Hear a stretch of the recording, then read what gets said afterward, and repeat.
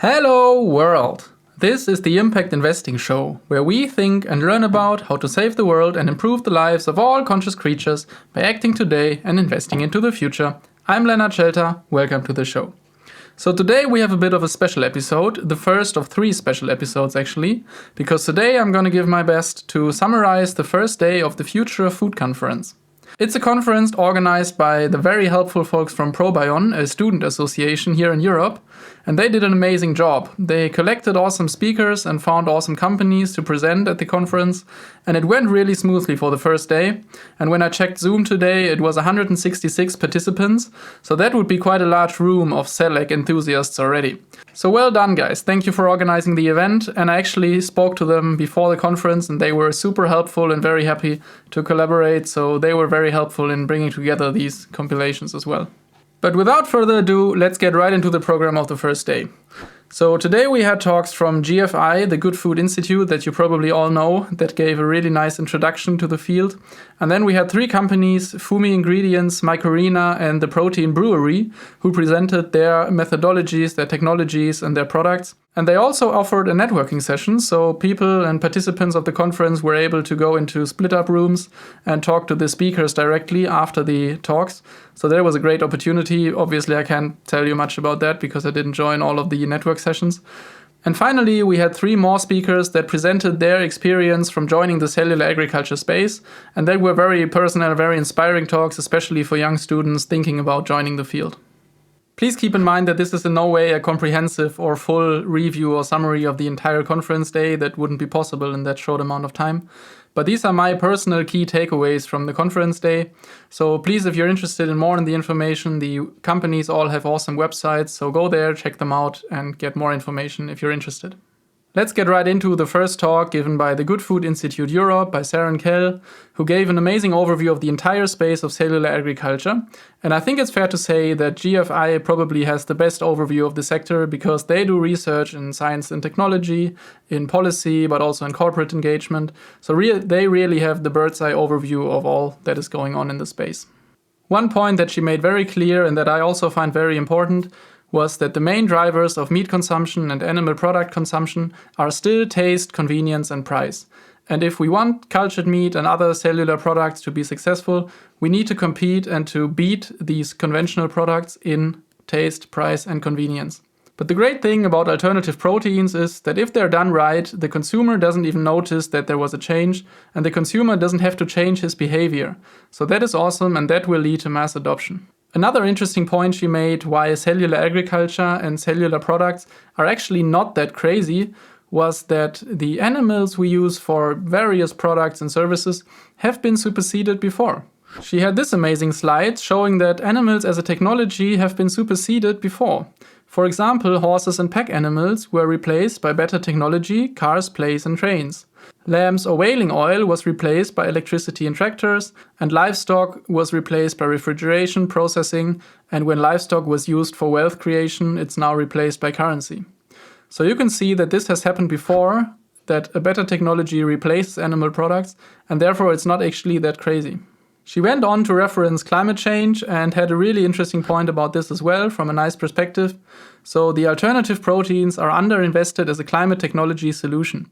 So you can see in the left chart, the percent of global greenhouse gas emissions is much higher for electricity, heat and production compared to transportation or global livestock.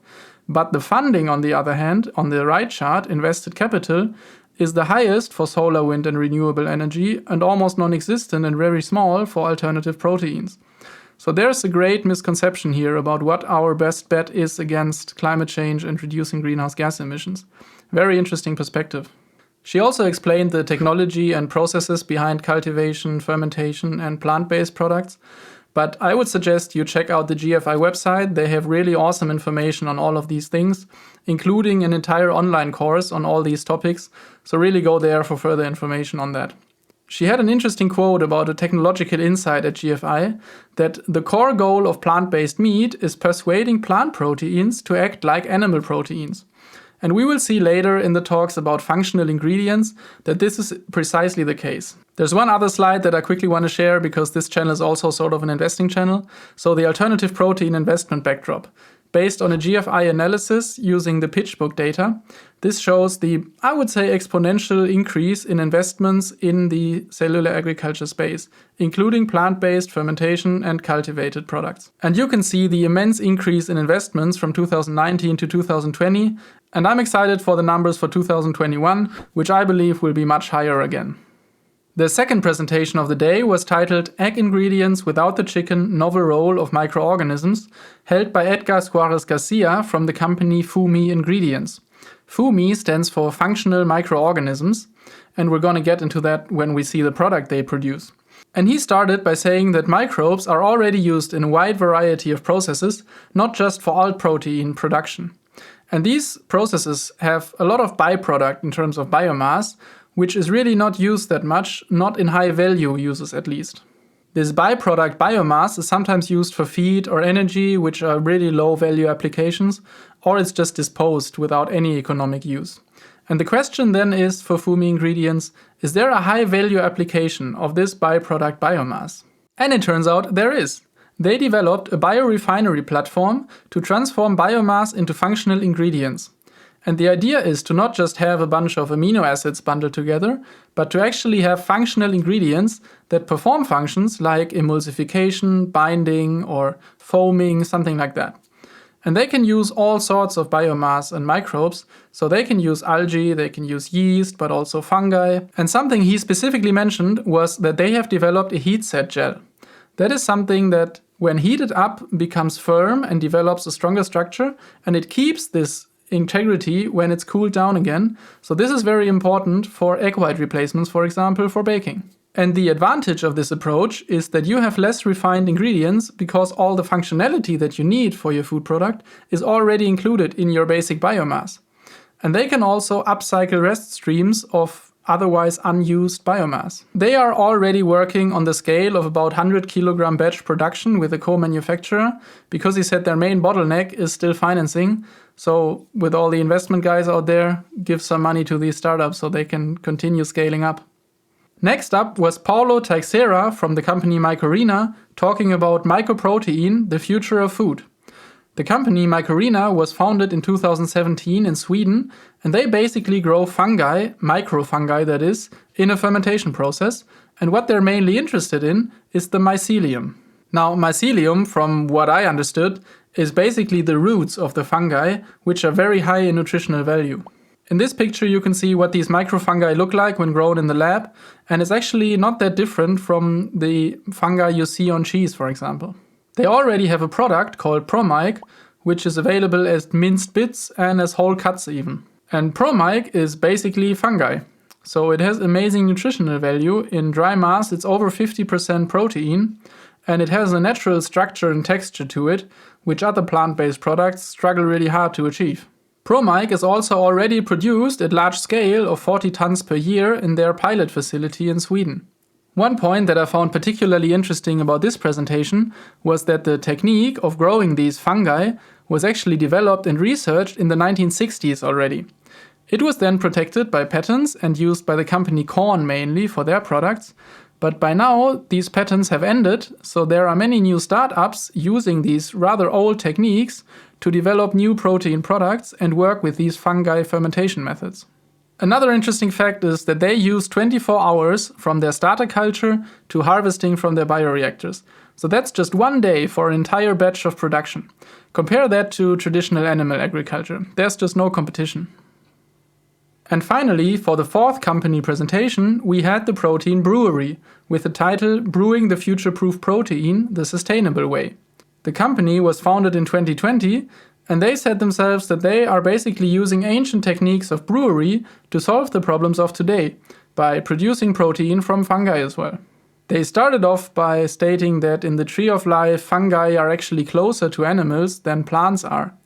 So that might suggest that our cell processes, our amino acid profiles and so on, are actually closer to fungi than they are to plant foods, which is an interesting point. They also already have a product called fermented, which is not aimed at end consumers, but it's more of an ingredient into other food products. Fermented is basically a powder of dried biomass. It's tasteless, odorless and colorless, which doesn't really sound that appealing at first sight, but wait, The nutritional profile is simply crazy. Nutritional profile of formatine states it's 35% fiber, 50% protein, which covers all essential amino acids. It's around 8% fat, of which 80% is unsaturated.